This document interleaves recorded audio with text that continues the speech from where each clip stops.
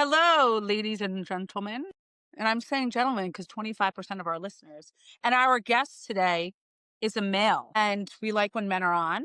And we like that men want to hear what we have to say. Here, Problem Solve Her, a fun, cool, innovative, and informative podcast with people with lots of experience and life stories.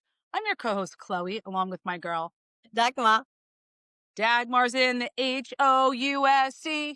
And we also have dog trainer extraordinaire, the founder of the Palm Beach Dog Academy, Jeff Nelson. Clap for myself. Jeff's Yeah, here. just say that. Jeff is not just a guest today. He's really a guest host and will join us ongoing to Absolutely. give us more input in pet parenting for women over 40, but also for men over 40, because I think it's so important that we create a dog mindset as dog owners, caregivers, lovers. So let's go ahead. I'm a cat mom, but I'm very curious about, because I know, especially in the United States, but everywhere where people not just celebrate Thanksgiving like we do, but also a lot of fall celebrations all over the world, right? Because the harvest is brought in, it's the end of the year, so people celebrate with a lot of feasts. And with a lot of feasts, there's a lot of people, a lot of loud noises, a lot of strangers coming in and out, and the doors are open. So I'm curious, Jeff, what's your approach on that? It's a great question. Tell everybody to get out of the house and just leave the pets and just get rid of the people. During the holidays, there's a tremendous amount of energy, high energy, people coming over, family maybe you haven't seen in a while. And that, dogs can interpret that energy as maybe it's time to get a little wild, jumping, barking, running out the door because it opens too wide. I could go on and on. And when I talk to people about this time of year, I talk about calm energy, right? How you communicate, facial expressions, body language, tone of voice, they all play crucial roles when you're trying to communicate to your dog how you'd like to see them behave. And then it's much more about rewarding good behavior. I want you to think about the guest that comes over and the dog jumps on them. What would a normal dog-loving guest do? They'd pet them and talk nice to them. And you kind of want to have these conversations before the people get there. Hey, we're trying to kind of work on these behaviors. We'd like to see a little improvement, so do me a favor. And if my dog jumps on you, ignore him for me. And then we'll pet him and praise him when he's on the ground. And just that little alteration in how you kind of communicate with the dog will make a lot of sense to a dog. But I mean, I'm telling you, I've been working with dogs and jumping for many, many years. And people tend to give them a lot more attention when they're up in the air than when they're on the ground. Tend to give them more attention when they're loud and barking and making noises than when they're quiet and calm. So I kind of just give them that reverse psychology to think about, and how to, the moment your dog makes a good decision, how to reward that, praise it, reward it, and make them want to repeat it over and over again. That's beautiful. I love that. I saw that, and I'm pretty sure Chloe has more experience with that. I saw that in the past when I went to houses for holiday celebrations. They mentioned in their invitation or in their email that they have doggies and that the guests should prepare themselves that it's a doggy environment. So Yes. coming love with mindset, the doggies are part of the family. They are treated as children, and the invitation to the guest was, please have that in mind when you come, that there will Right. be doggies here. What do you think about that, thinking ahead of it? That's the best way to approach it. But, the one thing to understand is people love dogs. A lot of people do. Obviously, there's some people who don't.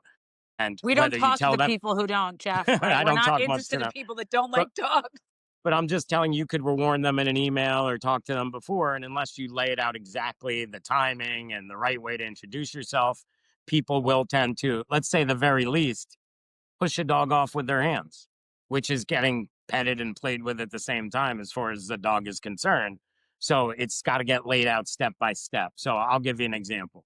I have a 6-month-old Springer Spaniel here that was waiting for me on my vacation when I got home to start training. And I'm hearing from my whole family what a jumper it is and how much barking she's doing.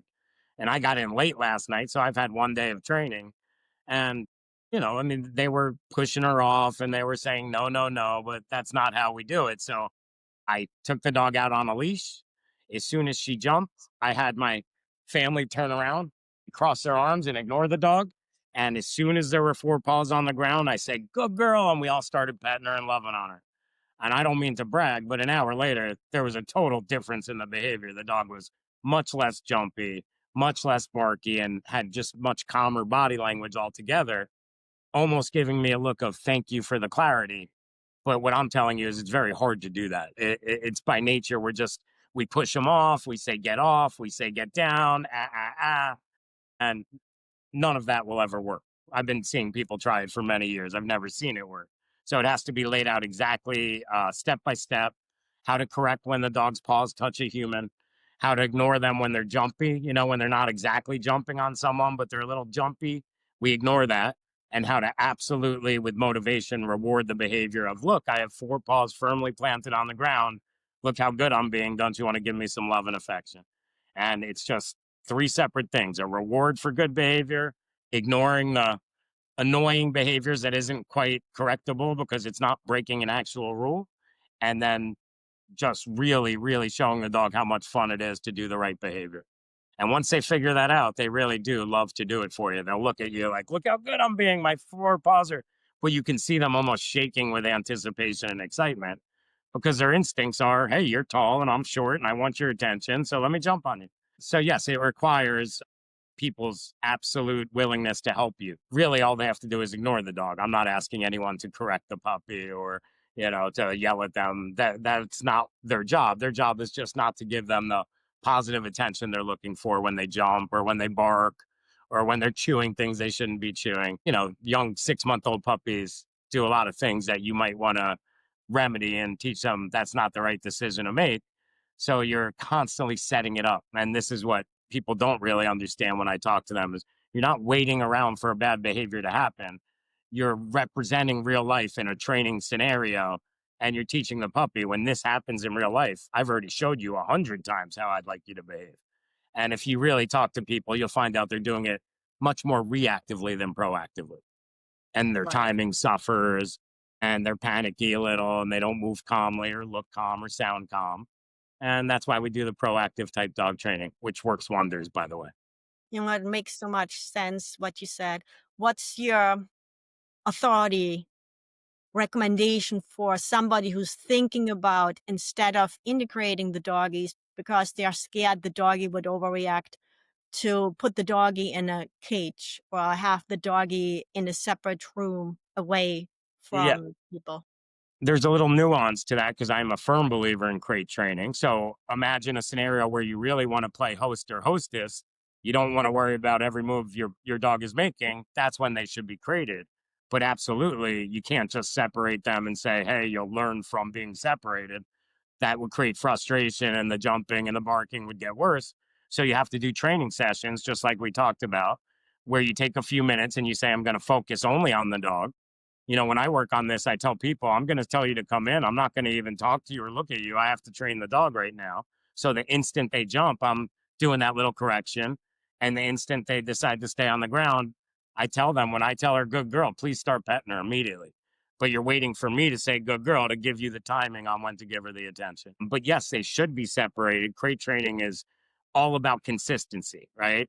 So if you are serving some drinks to your family and the dog's over there jumping on one of your guests and you're not paying attention, that is not good for your training. So when you can't pay attention, you use the crate, but it's absolutely imperative that you get the puppy out for short training sessions to teach them the rules and the Especially behaviors before that the you want them. holidays. Yeah. Remember Um, this? I have a question that I do this all the time, not just during the holidays. Mm-hmm. My whole family does it too. Jeff knows where I'm going with this, I bet. So when the doggy or the doggies, how many you have, are sitting by the table during Thanksgiving and waiting for that turkey bone to drop on the floor or, a little stuffing or whatever it may be. And a lot of people say this, my dog is so well trained, but if there's a group of people sitting around a table, 10, 15 people, and they smell all those different flavors, how do you keep them away from jumping up, right? I know part of what you just said in terms of jumping, but really keeping them away from the table when it smells like heaven. Well, the smell is great, but if you never give your dog food from the table, they don't ever expect food from the table. I think what you're Maybe talking that's my about, first mistake. But let's say you want to be that type of, you love your dog, you love watching them eat that food. I can't convince everyone not to do that. So those clients are going to have to learn how to do a place command, which is like an elevated dog bed. Go to your place while we eat, and then I'll come reward you for your good behavior. But the food has to be because of the good behavior, not because you were simply begging and looking at me with those adorable eyes, demanding it by jumping or barking. There's so many ways to do it wrong. And in my mind, there's one way to do it right.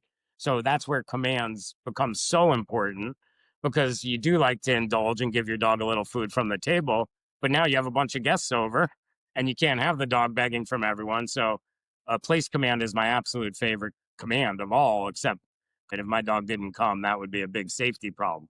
But as far as keeping them calm in exciting scenarios, I use elevated objects of any kind. I can put my dog on a place that's elevated, a stone bench, a bed, a couch, a wall. I can just grab any chair and tell him place, and think of it as like an island over lava. He would never jump off of it without my permission. But that's my definition of well trained, right? Is you tell your dog place and you eat dinner for an hour and a half and you never think there's even a chance your dog would jump off your place. That's my definition of well trained. Right. I like what you just said though, because some people do like so for instance, and I'm not saying this is for everyone, but my family and I, and now, Dylan moved here now. So Dylan and Oliver are like besties now, and everyone gives him treats. We would like to take a moment in this episode to thank our sponsors. Palm Beach Dog Academy is located right here in the heart of sunny South Florida. Founded by Jeff Nelson, who did his training at the Harvard of Dog Training Academies at the Tom Rose School in Missouri. I can say firsthand that Jeff not only has the credentials and the experience, he knows how to train dogs properly. He trained my beloved Oscar, our furry favorite guy who lived till 19 years of age. For more information about Jeff's packages and his academy, please visit palmbeachdogacademy.com. We're really big on, and I know we spoke about this last time, and I want to hear your take again about human food. Human food, clean human food. What I mean by clean is no spices, high-end meats, organic, So when we're eating at the table, if Oliver comes over, what I try to do is make a point to, Ollie, I'm going to put it in your bowl, and I point, go wait over there, and he will. And then like Dylan or I will get up and we'll chop up a little piece of the chicken, the steak, whatever we're eating, and we go and we put it in his bowl. But he knows when I say that, he stays away from the table. But I want to know really there's such a huge debate on giving dogs human food or not. And I'm curious if you do that and what you think about it. Well, normally I fed a high quality dog food to my dog, but that he's been sick, and all the research I've done, now he's eating, fresh boiled chicken, some like broccoli, blueberries, blackberries, all like you said, very organic, high quality fruits and vegetables, everything that our vets have told us are amazing for them. And if I could afford to feed all my dogs that way every day, I have 8 of them. But Frankie's getting that food, and I can see how much he loves it. Like, he's already That's so much amazing. happier to eat breakfast and dinner than he ever has been in his life. So I think if you can do that and you research and you know what dogs, tolerate well, I think it's a great way to feed them for sure. But like you said, perfectly clean. You don't just throw in processed foods or sugars or spices. You have to be very careful when you're doing it. But I have some Absolutely. clients that it's all home cooked. They send their dogs to Yeah. me frozen, and we have an extra freezer for them. Well, a lot of the people do the raw food now, and there's some good brands and some that I don't like so much. And I think that's a great way to do it, as long as it's very, very clean, high protein, I'm somewhat all low about the high carbs. protein on Yeah. top of Oh, yeah. if it's high end kibble. And I hate the word kibble, but the dry dog food. Actually, Dylan had me change because Oscar lived, as you know, almost till 19 on this food. Right. And it's like the most natural version of anything I've seen. And there's turmeric in it and ginger and apple cider vinegar, which is, as humans, we want to eat those things daily, right? That's So right. then I threw on, grilled chicken and steak and some other stuff. And we're not going to get into the garlic, but just put it this way, everybody listening and watching, Dogs are highly, highly allergic to garlic. Now in Jamaica, it's another story. They can eat anything, chicken back. I throw full fish bones at them, garlic, onion, whatever. That's in the Caribbean. But here in the United States, dogs are highly allergic to garlic and onion. And I had an incident with Oliver. So please know that. You have to be very careful with what you feed them. And, I'm just a giant fan of, to me, food is something that I use to reward good behaviors. But let's say my dog does a good behavior and I give him multiple pieces of food, as long as he understands why he got it, that's great for me. But if I give it out for free, then his desire to work for the same type of reward diminishes, of course. Right. So I want you to think about what I teach my clients, which is you can give your dog as much attention as you want, as long as in their mind it's earned attention. So let's say we work on no jumping and your dog shows you I'm not going to jump. Pet him for 30 minutes or an hour. I don't mind, as long as in his mind that was for doing the behavior you're working on.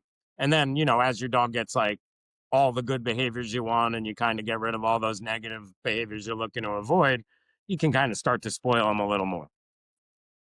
Right. But as and you're that trying makes to sense. achieve results, I'm really trying to give my clients, because I don't use food all the time. I like to use attention, and toy motivated dogs, I like to use toys. If you use food all the time, you run into the idea that a dog would rather have a squirrel or play with another dog than get a treat anyway. So if you're relying on the food, it doesn't really work for obedience. So I always reward, but I don't always use food, if that makes sense. Yeah. So if somebody is listening to this episode, and we will publish it as soon as possible before Thanksgiving, Hanukkah, and Christmas.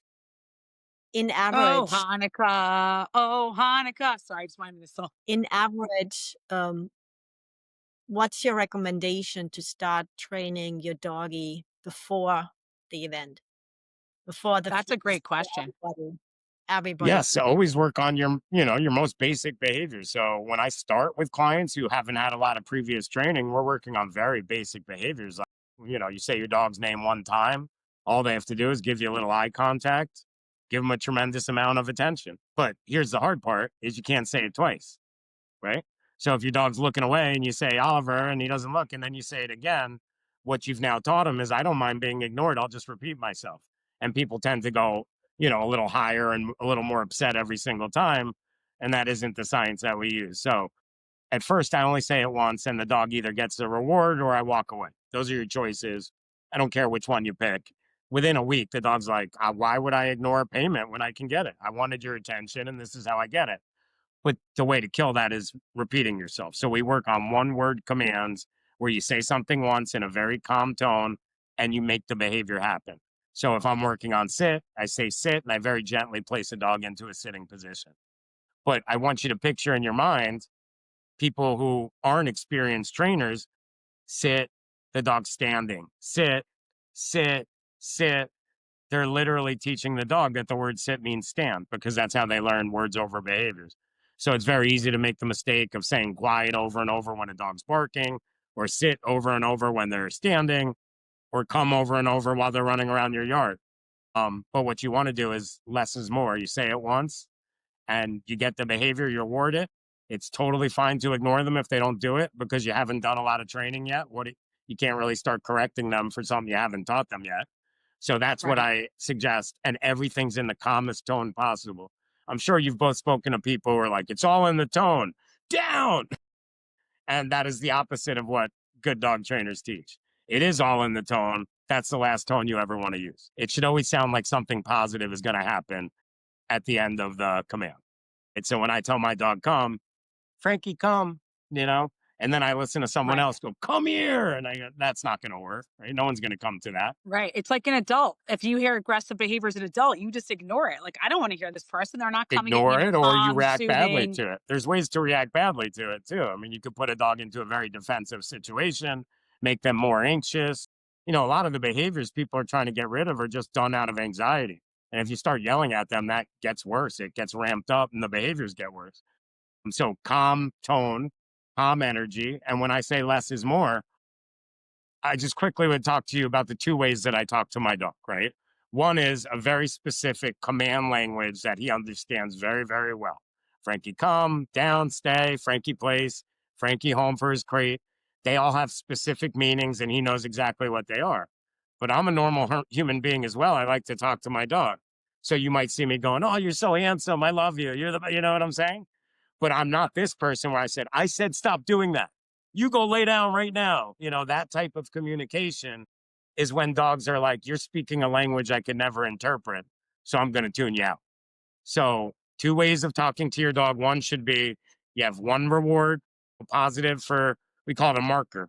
So if your dog does something good from a long distance away, good boy marks the behavior. Now you can walk over there calmly, give him a reward, and now he knows exactly why he's getting the reward. And I also have a negative marker. So if my dog jumps at someone on the front door and I'm 50 feet away, I can do, hey, and then I walk calmly over and get him to stop jumping.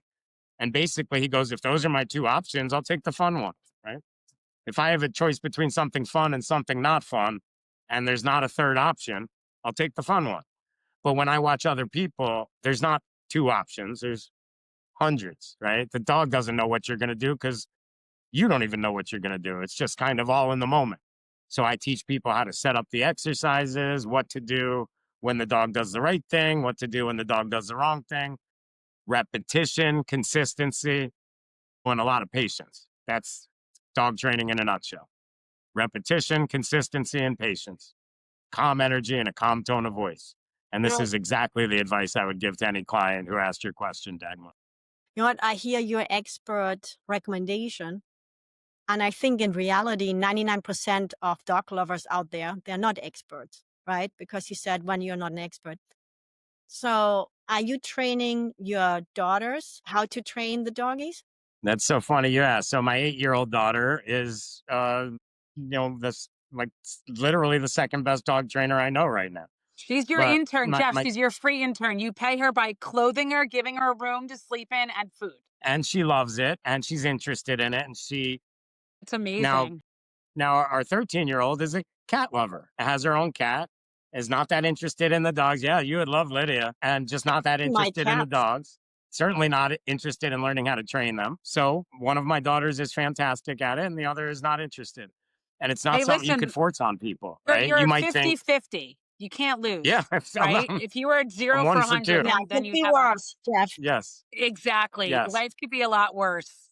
Especially and I for try a 13-year-old. Even my own family, I'm constantly trying to help them with their own dogs. Like, hey, maybe do it this way and that way. But you know who tends to put in the time and the effort and do it right is people who pay for it. That really tends to be, I have people calling me from all over the country and I'll give them all this advice and then I'll speak to them 2 weeks later and they're like, I didn't do any of it. Well, but my clients, I guess, they committed. You're not here to give free advice. You're here to, this is your business. And if it's, if your sister calls you or something like that, obviously. But this is free advice what Jeff is giving here. Yeah, but I'm saying if people are calling, Dagmar's really, she's like giving me a lot of pushback today. I see she's like from the second we even started, she's like on me and I'm not up for it. But that's not what I'm saying. No, but he's not here. This is for the podcast, right? But he's not here for everyone to call him and people that he knows and to sit on for conversations for hours with another person, which is very kind of you. But you're not a nonprofit. That's what I always say. I'm not a nonprofit. I'm not here for free. But to piggyback off of Dagmar's other question before she busted my balls is, as a master dog trainer, which you are, there's a difference between being a dog trainer and a master. It's just like someone saying, I'm a pro at the club for golf. Okay, what do you mean you're a pro? Well, I was on the PGA Tour. I'm a scratch golfer. Okay, then that's totally separate. Yes. So I think it's important for people to kind of understand a little bit of your background in terms of how you became a master dog trainer instead of just a trainer, because there's a big difference. Right. Start at the beginning there. Well, no. Okay, so you start just like, so I was born on this day in this year, and my mom took me home from the hospital.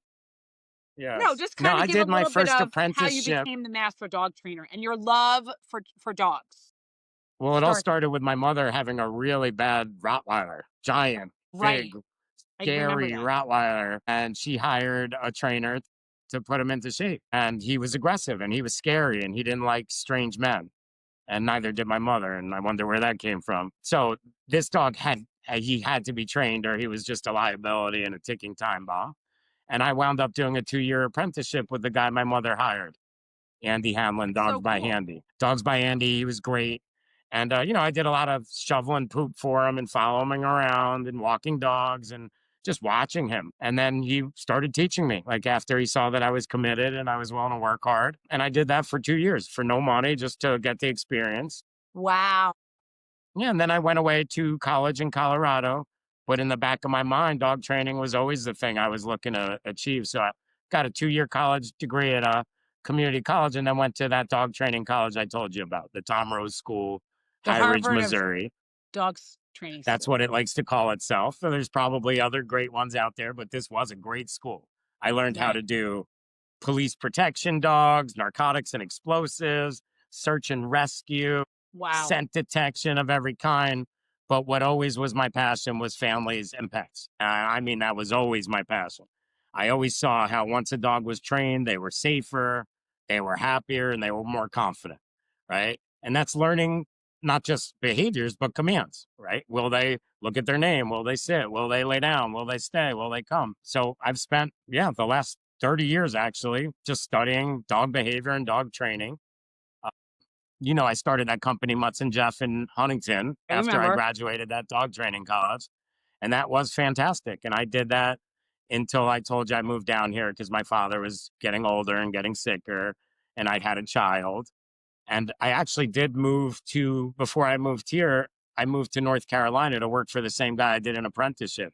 When I first found out I was having Quinn, I wanted to learn a little bit more. This guy, the kind of business he does is incredible. Like, he's got 14 trainers working for him. And I did his second location in North Carolina. So he had 13 trainers or so in one location and me by myself in this new second location as his head trainer. And What year was what I that? learned Just to there, give people a perspective, what year was that?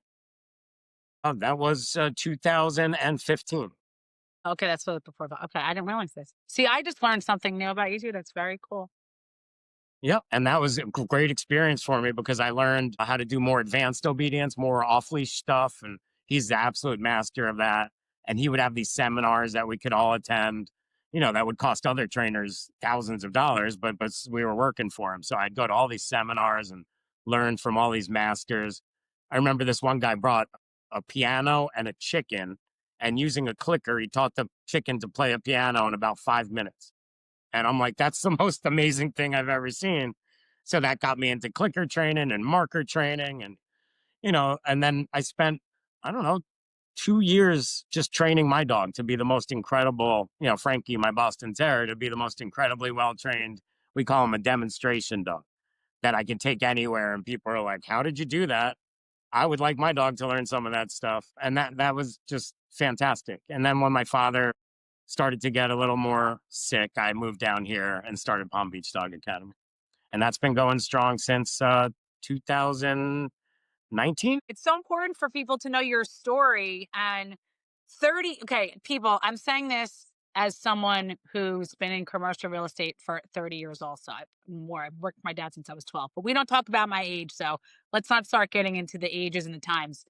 But when you say 30 years, and I want people to really let this resonate, 30 years is 3 decades. 5 years would be considered a decent amount of time. 10, I might be impressed. 15 to 20, I'm impressed. 30 years shows that you are a master dog trainer. Because if you are so enthusiastic about your craft after that many years, and it's not like you ever changed careers and you came back, you didn't pull a Michael Jordan and go play baseball for a little while, although Michael's the best athlete ever. I think that's really incredible that it's a testament to how devoted and dedicated you are to really helping families and single people, women over 40, as Dagmar likes to call it, understand what it means to train and to be in a setting with your dog where you feel comfortable and you feel loved and you feel at peace and there's no anxiety in the home and you're not scared. Some people are scared of their dogs, and they For don't know what to sure. do. So we appreciate you Dagmar, for that. And that's quality why you're... well. No, see, I'm not talking to her. Midlife doesn't start till like 65. We would like to take a moment to thank our sponsors. Cafe Bastille originated in Miami, now has a location in downtown Fort Lauderdale for almost 2 years. Located steps from Las Solas and sitting on the canal, I can personally say I frequent there often. Their lattes are wonderful, hot or cold. The velvet pancakes just melt in your mouth. The pommes frites are on point, and the bottomless mimosas for brunch all day long are absolutely fabulous. For more information, please go to cafebastilledowntown.com. To give you an idea, I would never mention any names and I don't want to insult anyone, but there are plenty of professional dog trainers that literally went online for 2 weeks, took a test, and are certified dog trainers. But Which who's in our hiring world those is, people? how But is that who's possible? hiring them? No one's They going to say, start what's their your own dog businesses. training? And Some you're of going to them, say 2 weeks in. And I mean, I'm not hiring. yes, me neither. But, if you're good at marketing, you can get in the door in a lot of places. And I've seen it before. I get Right. hired sometimes as people's third or fourth dog trainer. It's not uncommon. So what are the questions people should ask if they are thinking about hiring a dog trainer? Well, education and experience are the two biggest ones. But when I do the evaluations and I'm trying to present myself as someone who can teach them to solve their problems, right? As we say, you want to make sure that you are presenting yourself in a way where they understand that you have a ton of expertise. And I would just imagine that if you have 2 weeks online, that's pretty difficult to do. That's But, nothing. What are you talking you about? know, I can do that. If they have 2 weeks online, then Oliver's 2 years old. I have more experience. I mean, it's just ridiculous.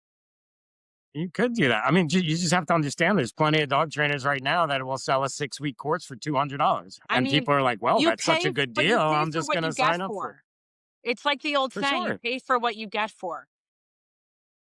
The quality. It's like going to a restaurant and someone's complaining after. I'm like, but you wanted a $15 entree. If you wanted a $15 entree for dinner and you don't like the wine and it's $8 a glass, I'm sorry, but you were in the wrong place and I don't want to hear about it.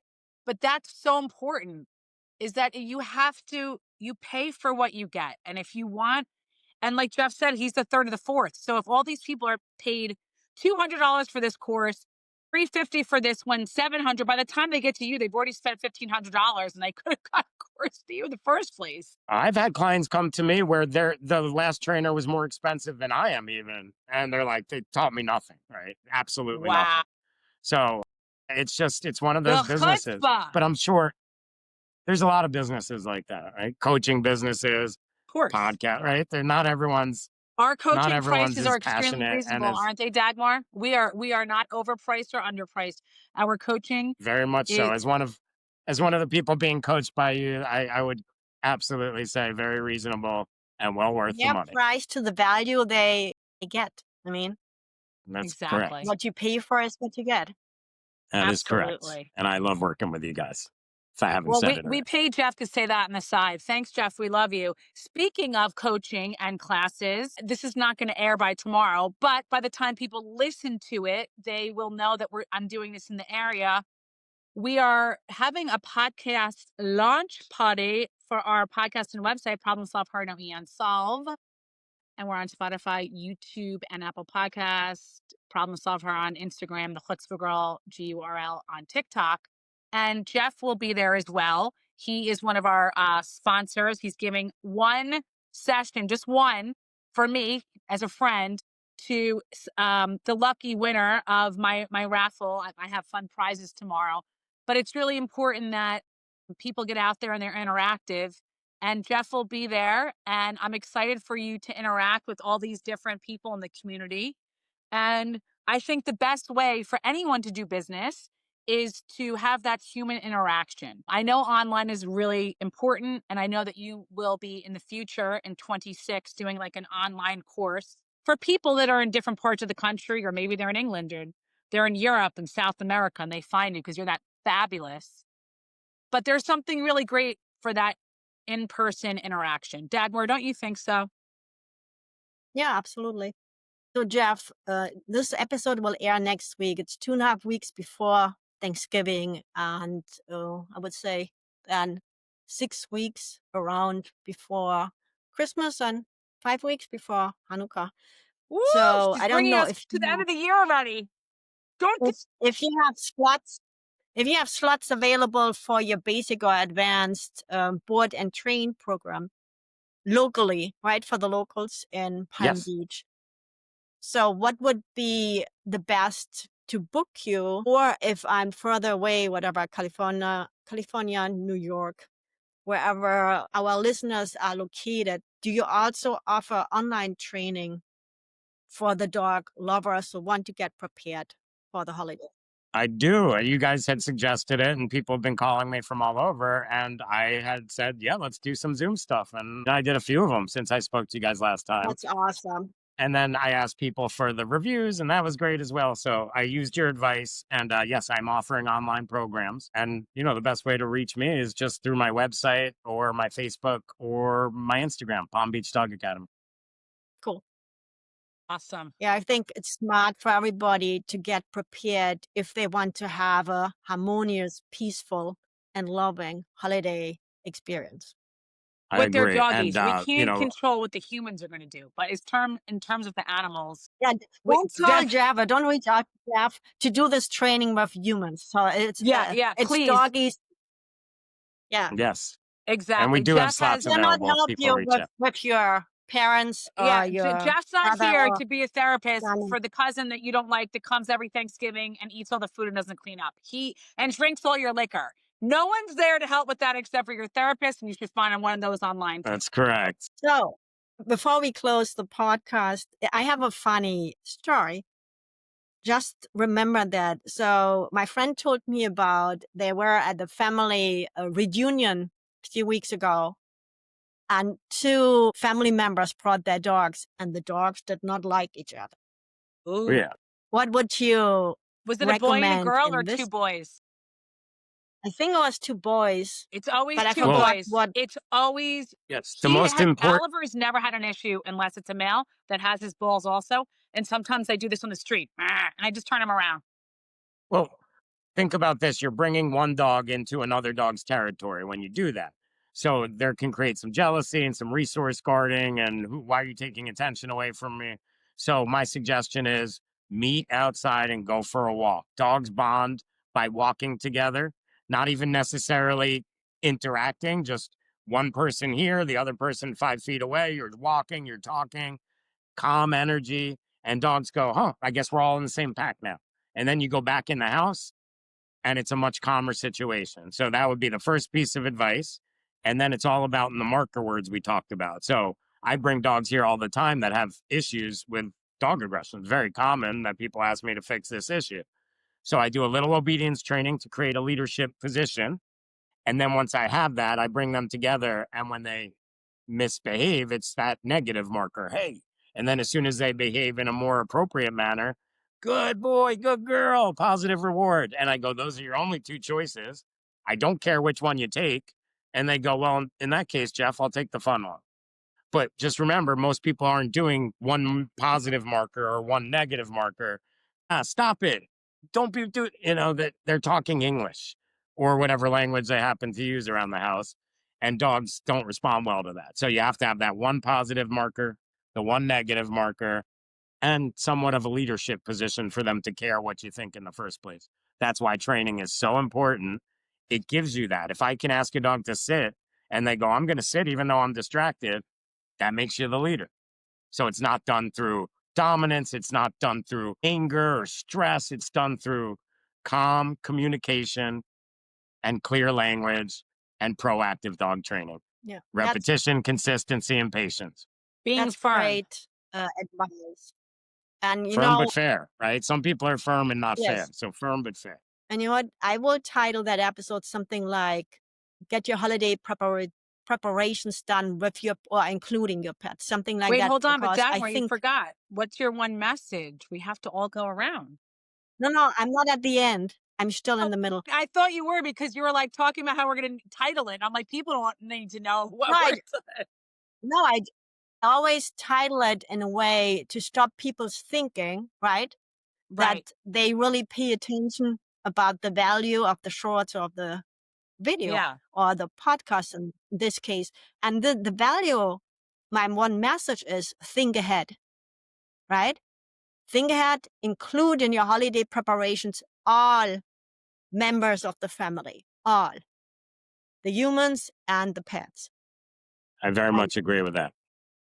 Is that your Yes, that's a That's Are great you going what I to message. want. piggyback off that message, Jeff, or you have another one too? Is this message for dog people or just message for general? It's for and, you dog. know, It's for dog holidays? families for the holidays. What's your one message? Well, I've said it multiple times today, but calm energy, patience, persistence, repetition. You just gotta proactively teach your dog when this happens in real life. This is how I'd like you to behave using a positive and a negative. You do that, and they will look at you and they'll thank you for the clarity. Excellent. They love it. My holiday What's yours, message Chloe? is, well, it's two things. One is always bring a dessert wherever you're going because desserts always do well with people. And bring a fabulous bottle of wine and don't share it with anybody else so that no one drives you crazy. That's it. We hear you. We see you. We That's love your you. message? I Jeff like it. will be on weekly, everybody. Jeff Nelson, Palm Beach Dog Academy.com. Thanks so much for having me, Palm Beach guys. Dog Academy I at love talking to you. gmail.com. Happy holidays. Train your dog with patience, consistency, and repetition. Do it every day. Do proactive training exercise to teach them what you'd like them to do in every typical situation that you might handle over the holidays. And like I said, they'll thank you for it. That's beautiful. Happy holidays, everybody. Happy holidays, Happy everybody. holidays. Bring a dessert and people will love you. And bring your own wine and drink it yourself so they don't drive you crazy. Gobble, gobble. Turkey, turkey. Please note that the views shared by our guests are their own. We invite honest stories and diverse perspectives, but they don't necessarily reflect our opinions or serve as professional advice.